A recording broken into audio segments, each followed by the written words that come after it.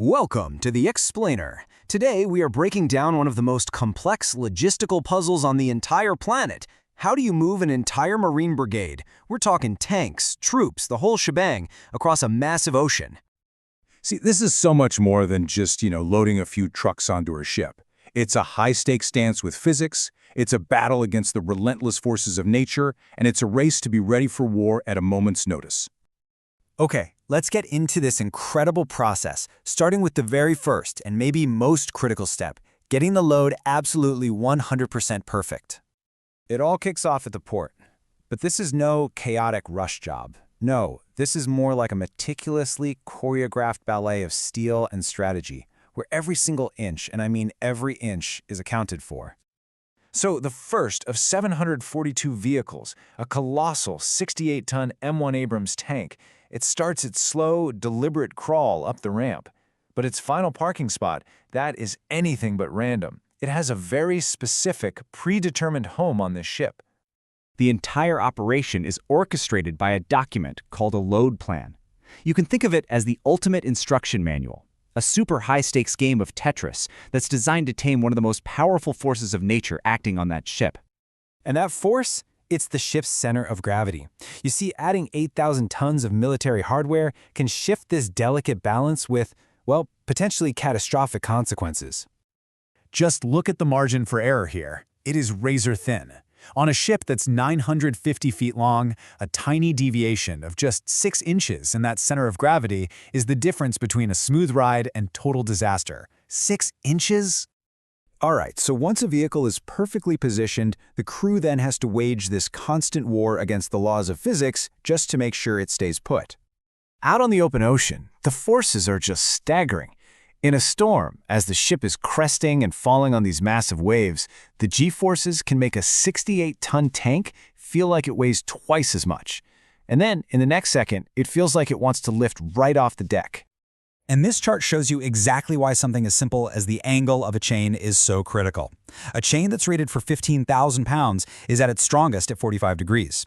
But look what happens when the angle gets shallower. Its holding power just plummets, making it pretty much useless. So, securing just one of these tanks is an absolute masterclass in precision.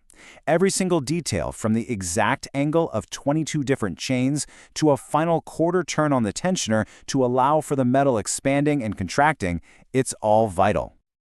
The stakes here could not be higher. What happens if they make just one mistake? One bad angle on one chain? That tank becomes a 68-ton wrecking ball, just careening through the ship's cargo hold and causing catastrophic damage. And this same obsessive level of detail applies to every single one of those 742 vehicles. Fuel tanks are set to exactly 1/4 full. Batteries aren't just turned off, they are physically disconnected. All the sensitive electronics are removed completely. Nothing, and I mean nothing, is left to chance. So once every vehicle is locked down, the ship finally sets sail. But the battle is far from over. In fact, a new, slower, more insidious war is just beginning.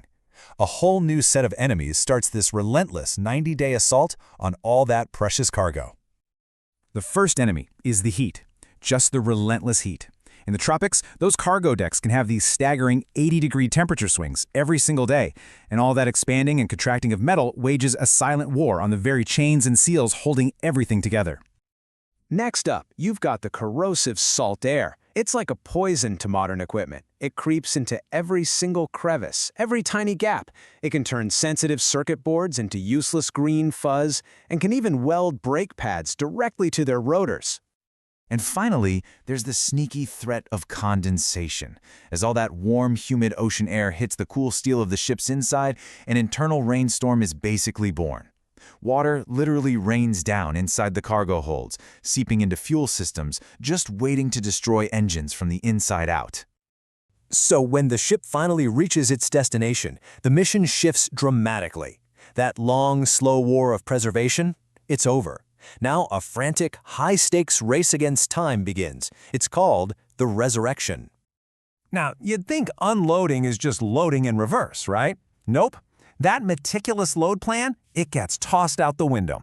Vehicles now come off based on battlefield priority. Command vehicles might need to come out first, even if they're buried deep in the hold. It creates a whole new logistical puzzle. The moment they hit the pier, a clock starts ticking. The Marines have just 4 hours to reverse 3 months of relentless degradation at sea.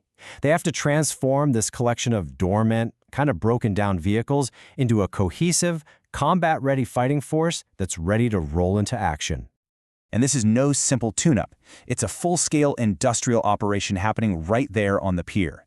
They're swapping dead batteries, purging water from fuel lines, reinstalling and defogging sensitive optics. They're even shuffling vehicles between units to create complete platoons. Every single minute is absolutely precious. So just think about that. This entire months-long odyssey of microscopic precision and relentless preservation, it all comes down to this: an incredibly compressed, high-stakes final sprint. From ship to shore to combat-ready in just 240 minutes. It's a truly incredible feat of logistics. And it really makes you wonder, doesn't it? About that delicate balance between all the perfect, meticulous planning and the gritty, hands-on reality of just making it all work on the day, with little more than a wrench and a prayer.